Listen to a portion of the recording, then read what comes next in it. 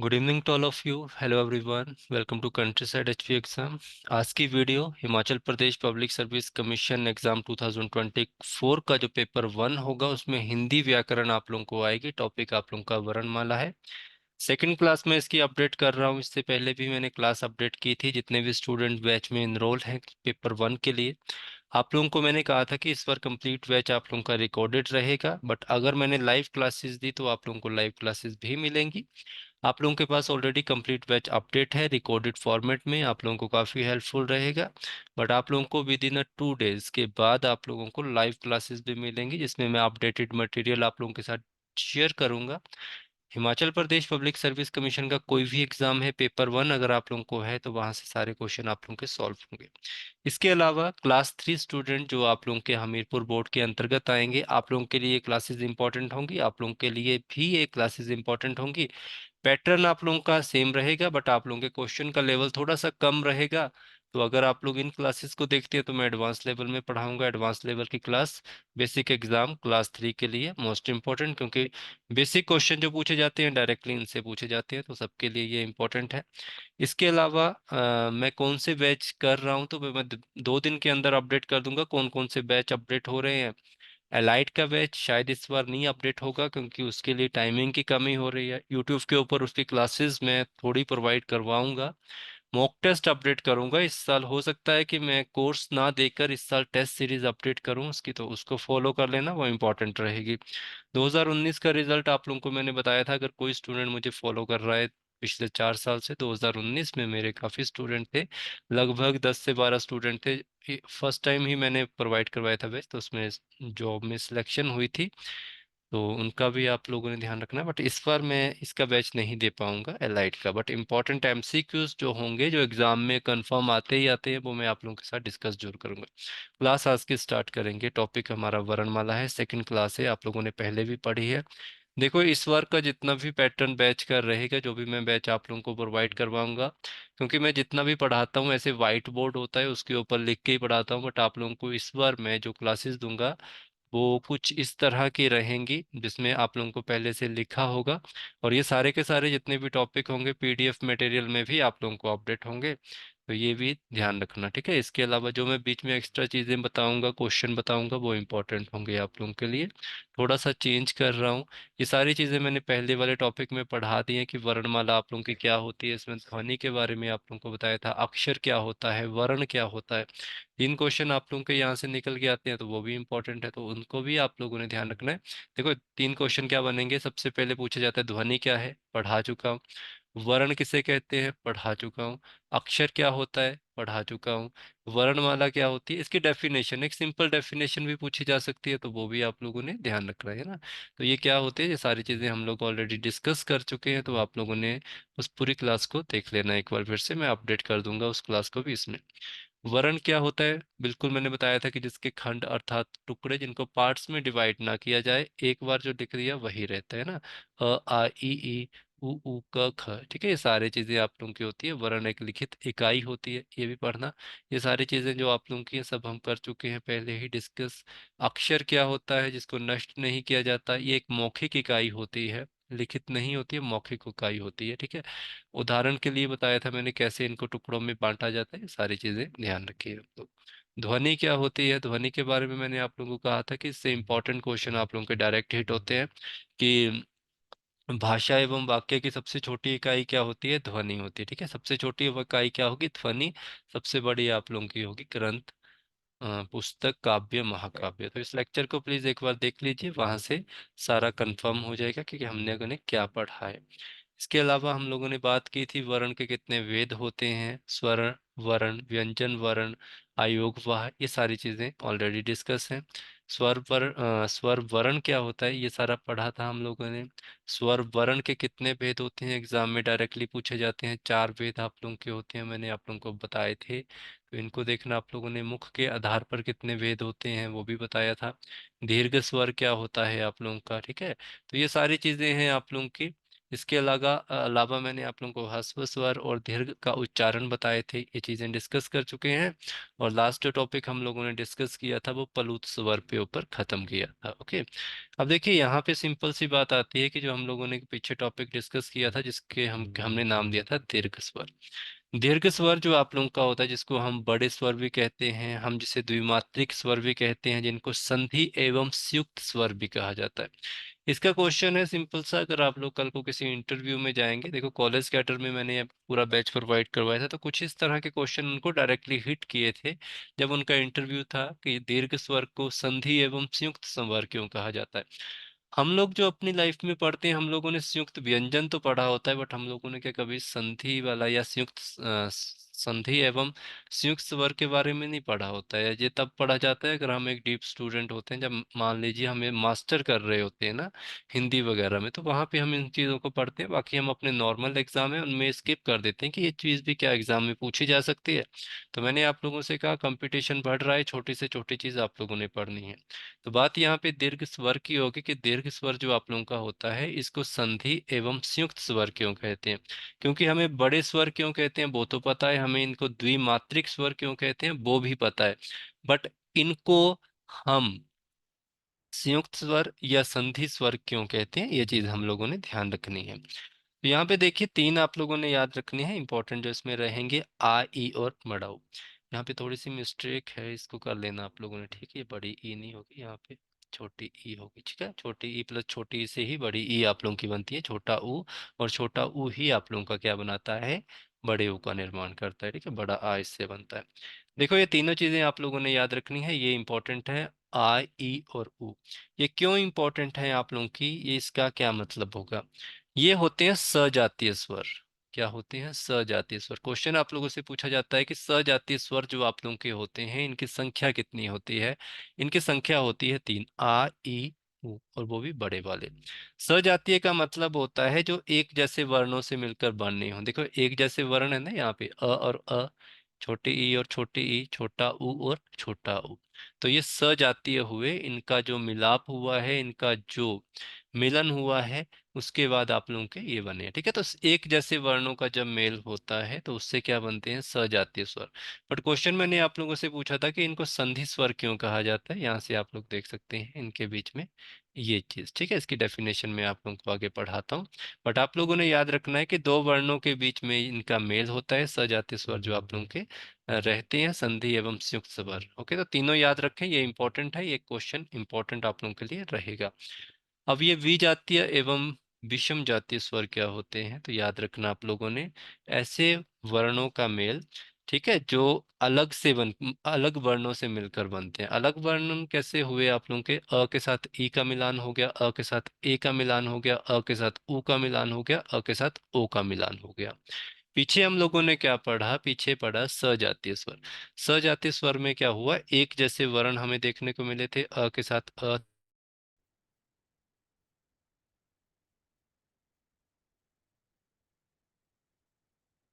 पीछे हम लोगों ने पढ़ा कि अ के साथ अ एक जैसे वर्ण है, ई के साथ छोटी ई है, इसको ध्यान रखना, छोटी ई करना आप लोगों ने, ओ के साथ ऊ है।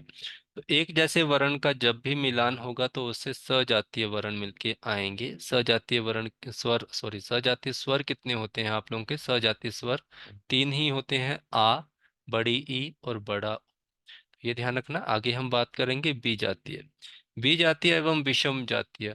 बीजातीय और विषम जातीय आप लोगों को बता रहे हैं कि हम क्या चीज हैं, हमारा जो निर्माण हुआ है वो अलग वर्णों के मिलने से निर्माण हुआ है। अ के साथ छोटी ई, अ के साथ ए, अ के साथ छोटा उ और अ के साथ ओ, औ बना है। तो इनकी संख्या कितनी आप लोगों की होती है, इनकी संख्या होती है टोटल चार।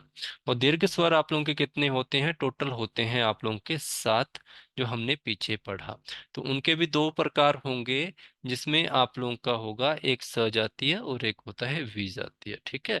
अब मैंने पीछे आप लोगों से क्वेश्चन पूछा कि आप लोगों के दीर्घ स्वर होते हैं, इनको संधि स्वर और संयुक्त स्वर क्यों कहा गया है।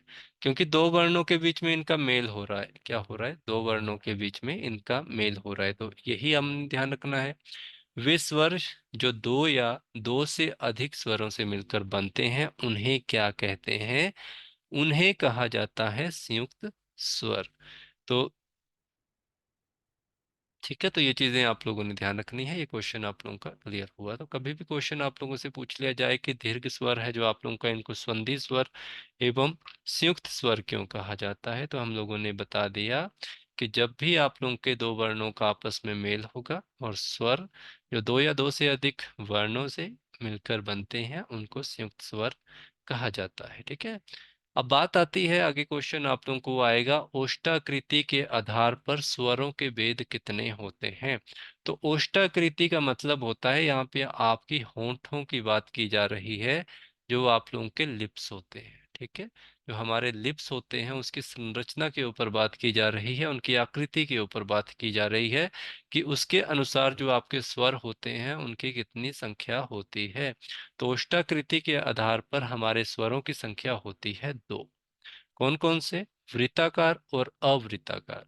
वृत्ताकार का मतलब हुआ कि जब आप लोगों के होंठों का जो साइज होगा या जो उनकी संरचना होगी वो गोल हो जाए, सर्कल की तरह हो जाए।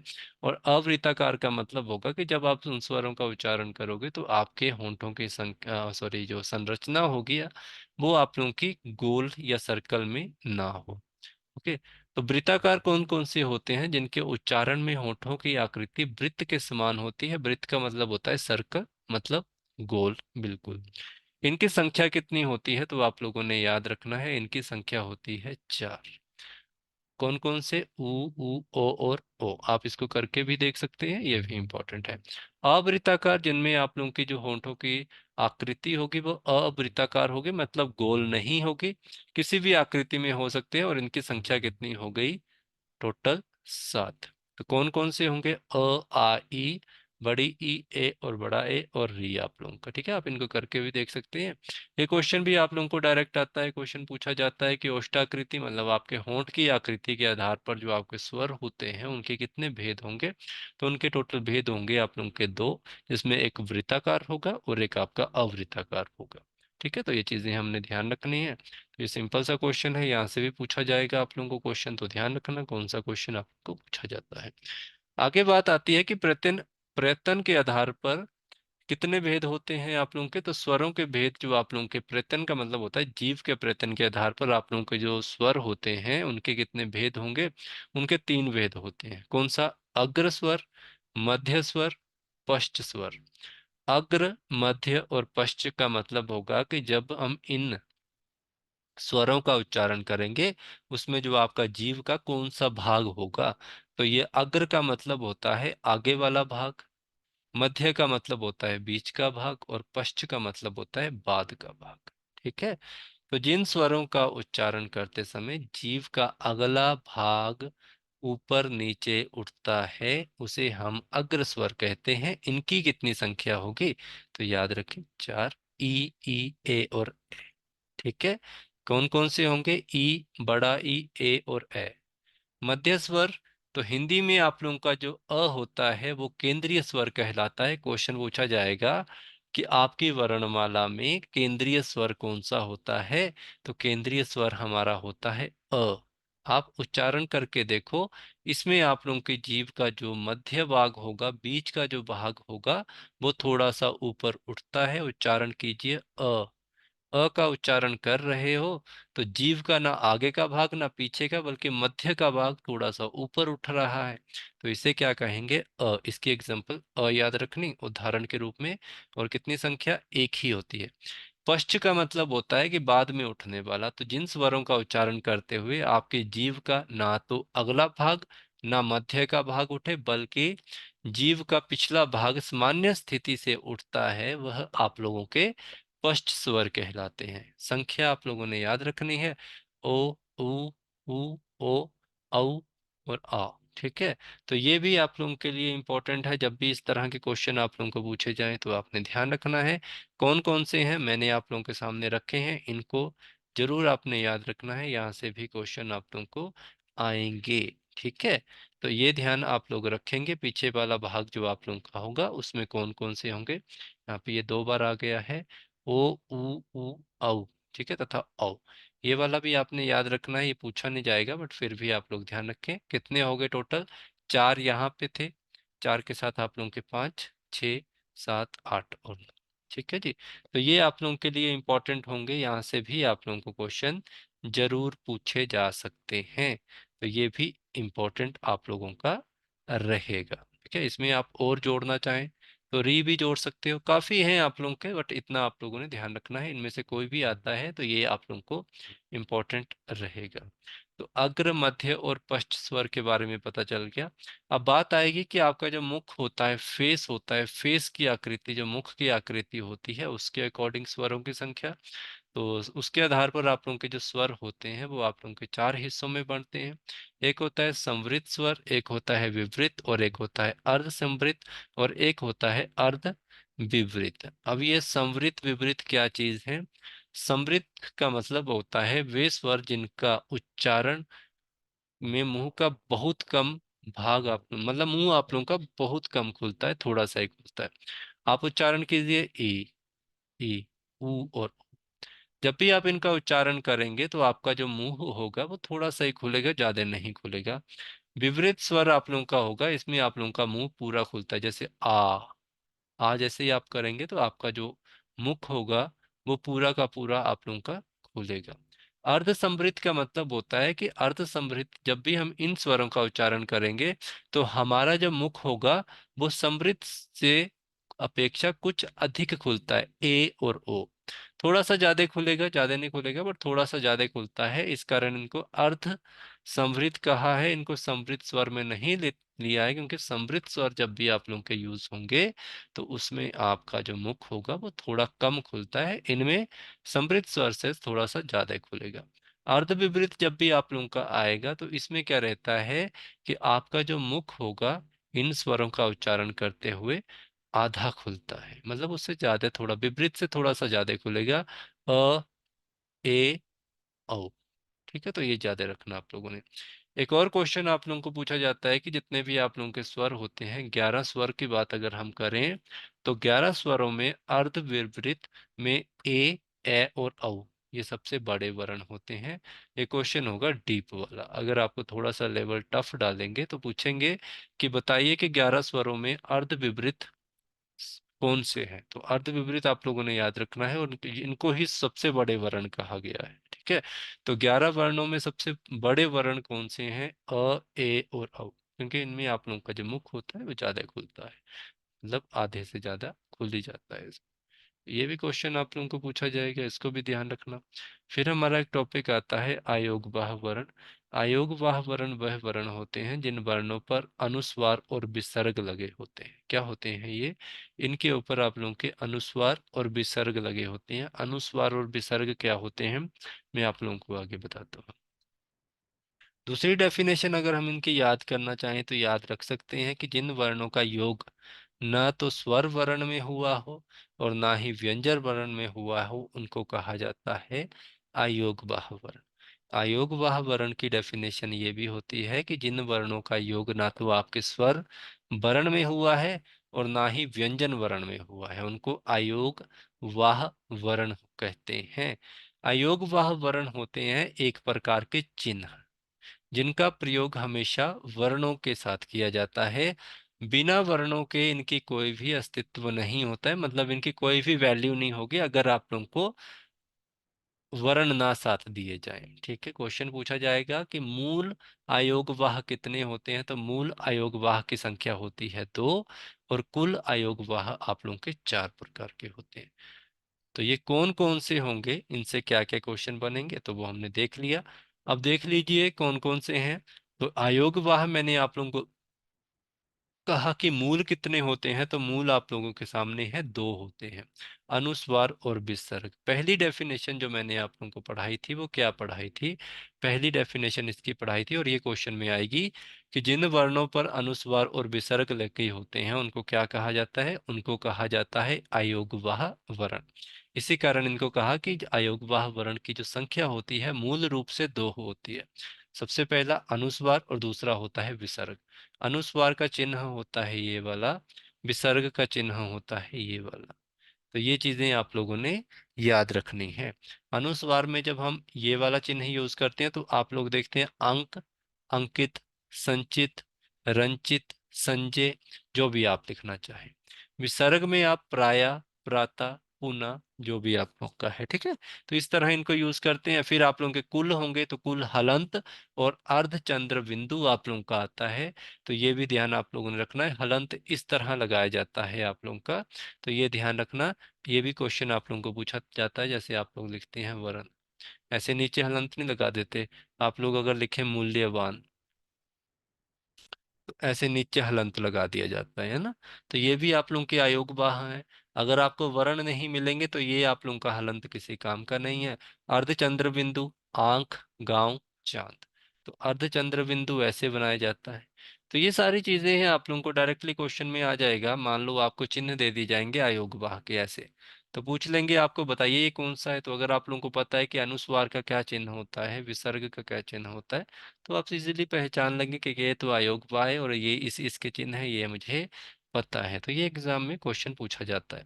आप लोगों ने इन 6 क्वेश्चन का आंसर देना है कि ह्रस्व स्वर की संख्या कितनी होती है, दीर्घ स्वर की संख्या कितनी होती है, कुल स्वरों की संख्या कितनी होती है, मूल स्वर की संख्या कितनी होती है, सजातीय स्वर कितने हैं, और हम लोगों के विजातीय स्वर कितनी है, ठीक है। तो ये क्वेश्चन छोटे छोटे से हैं, आप लोगों ने ध्यान रखना है। अगर इनसे कुछ क्वेश्चन आप लोगों का बनता है तो आप इसको करिए जरूर, ठीक है जी। Thank you so much, good night to all of you, धन्यवाद।